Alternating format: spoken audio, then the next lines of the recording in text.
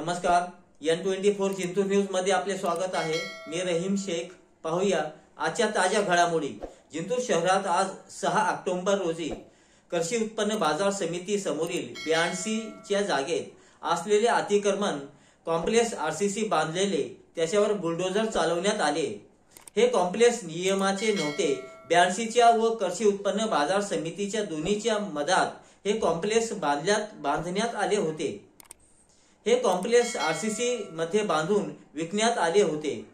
या कॉम्प्लेक्सचा लाखोचा पैसा आलेला खिशात हे अतिक्रमण आहे असे कोर्टाचे नोटीस त्यांना देण्यात आले होते।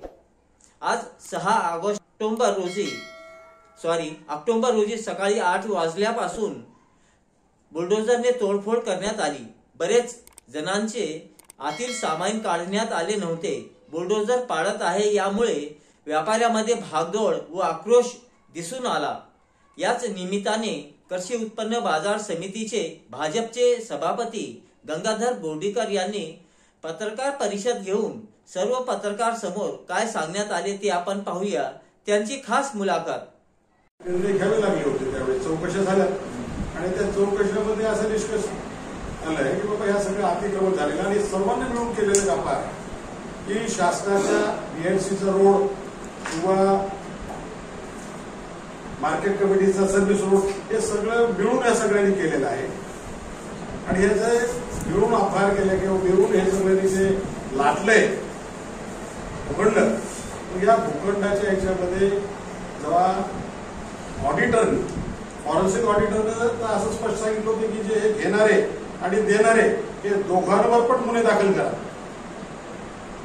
पण काय काळ तर माझ्या लक्षात आलं की बाबा हे घेणारे लोक जे असतात हे थोडंफार व्यापारी आहेत, यांना काही संबंध येत आहे, एखाद्या त्यांना घेतली असेल जमीन पण याच्यामध्ये एवढं त्यांचा काय वाटा नाहीये या भूखंडाच्या अपार। त्यामुळे माझ्या याच्यामध्ये स्पष्ट ऑपरेटिव्ह असो किंवा सेमी गव्हर्नमेंट असो या याच्यामध्ये त्यांनी पूर्ण कागदपत्र पूर्ण निकष बघावं, सर्व डॉक्युमेंट चेक करावी आणि याच्यानंतर घ्यावं। कारण की हे फार मोठी अडचण त्यांना घडलेली आहे। नोंदणी करून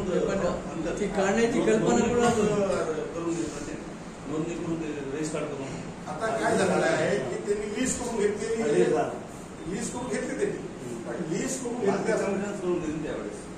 अशासकीय प्रशासकीय मंडळाला कुठच्याही अधिकार नाही, त्यांना अधिकाराची एक मर्यादा असते आणि त्यांच्या अधिकारात नसताना त्यांनी बरेचसे काही काम त्यांच्या अधिकारात नव्हते हीच करून त्यांनी बरेचसे काही असे व्यवसाय आहेत म्हणजे बरेचसे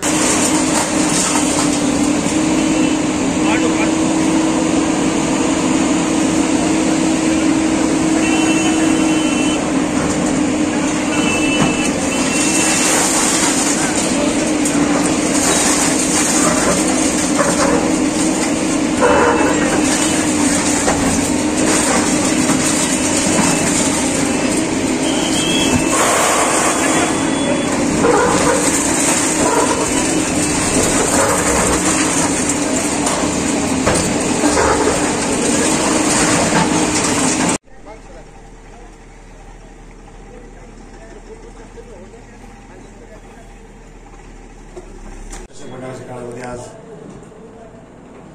अधिकाऱ्यांनी प्रशासनाने ते पाडले। खरं पाहिलं तर ह्या गोष्टीला थोडं जर विचार करायचा झाला तर ह्या गोष्टी अशा व्हायला नको।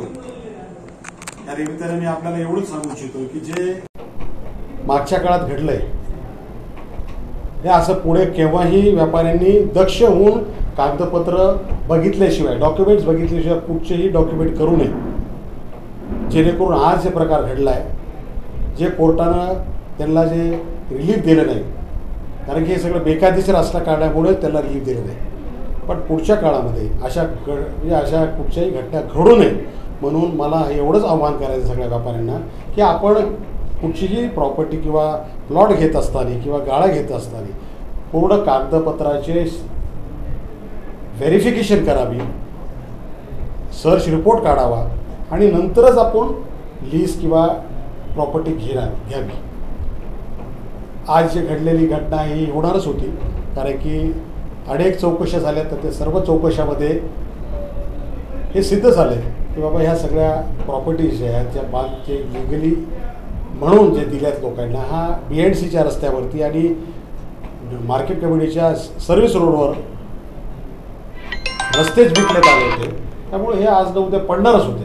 पण अशा कुठच्याही घटना पुढे घडू नये म्हणून सर्वांनी दक्ष राहावं आणि आपल्या स्वतःची फसवणूक होऊ न देता अशा घटना आपल्या जिंतूरमध्ये व्हायला नाही पाहिजे. एवढंच बोलून माझं. सर ही कारवाई कोणाच्या वतीने करण्यात आली? ही कारवाई कोर्टाच्या निर्णयानुसार BNC आणि संबंधित अधिकाऱ्यांनी सगळी केलेली आहे. याच्यामध्ये कुठच्याही एका व्यक्तीचं किंवा कुठच्याही एका डिपार्टमेंटचं याच्यात हे नव्हतं. ठीक आहे. किती गाळे अतिक्रमणधारक आहेत? याच्यामध्ये टोटल रेकॉर्डवर 18 गाळे आणि आतले हे बरेचसे आहेत तसे. पण आज जी कारवाई झाली जी माझ्या माहितीप्रमाणे 10 ते 12 कारवाई झालेली आहे आणि त्या संबंध गोष्टीवर त्या मागच्या जे काही राहिले असतील त्या याच्यातसुद्धा लिगली कोर्टात सगळं बघूनच सर्व काय पुढच्या याच्यामध्ये होणार आहे. गाळेधारकांचा आरोप आहे साहेब की आम्हाला नोटीस न देता काल रात्री आमची दुकानं चालू होती आणि सकाळी 7 वाजता बुलडोजर. इच्छितो की ह्या संबंध व्यापाऱ्यांना आम्ही संधी दिली होती कोर्टात जायला. त्याला सगळ्याला माहीत होतं आणि तेच लोक कोर्टात गेले होते की बाबा कुठंतरी आम्हाला स्टे भेटावं. मी म्हटलं होतं की कोणावरही अन्याय होणार नाही.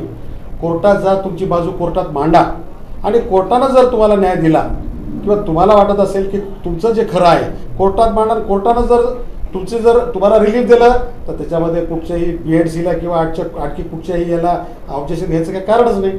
आणि त्यामुळे त्यांना ही माहिती नव्हती किंवा त्यांना टाईम दिला नाही हे म्हणणं चुकीचं आहे. कारण तेच लोक कोर्टात गेल्या, कोर्टानं रिजेक्ट केल्यानंतरच त्यांनी सगळं हे घडलेलं आहे. त्यामुळे तो विषय हा एक बिनबुडाचे हे आरोप आहेत. हे असं काही घडलेलं नाही आणि त्या सर्वांना माहीत होतं.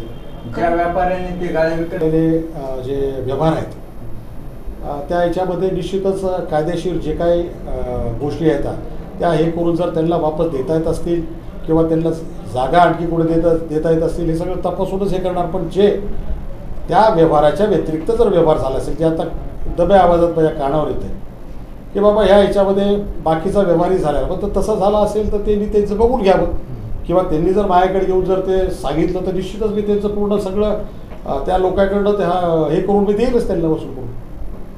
सर वरुड रोडचा काय गोष्टी येतात त्या गोष्टी न्यायप्रविष्ट आहेत. त्याच्यावरती मला कसं आहे की हे जास्त मी बोलणं याच्यावरती योग्य नाही आहे. त्या याच्यामध्ये वरुड रोडच्या याच्यामध्ये मला जी माहिती मिळाली आहे की त्या याच्यामध्ये ज्या 2 का 4 काय ते दुकानं काय जे असतील त्याच्यामधले एकच व्यापाऱ्याचे 3 का काय दुकानं होती आणि त्याची तब्येत काहीतरी हे ठीक नव्हती, सिरियस होता काहीतरी असं त्याचं म्हणणं आहे. आणि त्यामुळे त्यांनी 1-2 दिवस 4 दिवस काहीतरी मागून घेतले. पण अशा याला जर आपण कुठं जर माणुसकीला आपणही माणुसकी ठेवायला पाहिजे आणि त्यामुळे कदाचित प्रशासनानं त्याला जर वेळ दिली असेल तर मला वाटत नाही कुठं हे चुकीचं आहे. कुठचीही प्रॉपर्टी घेत असताना नाहीत. आणि म्हणून माझ्या याच्यामध्ये मी स्वतः DDRना आणि त्या चौकशी कमिटीला हे सुचवलं की बाबा हे लोक निष्पाप आहेत आणि यांनी याच्यामध्ये इन्व्हॉल्ड नाहीत. खरं पाहिलं तर हे सगळं इन्व्हॉल्ड असल्याशिवाय होत नाहीत या गोष्टी. ते ह्याच्यातून वाचले हेच देवाच्या ईश्वर ह्याच्यामध्ये मी म्हणतो की त्याचं भलं आहे.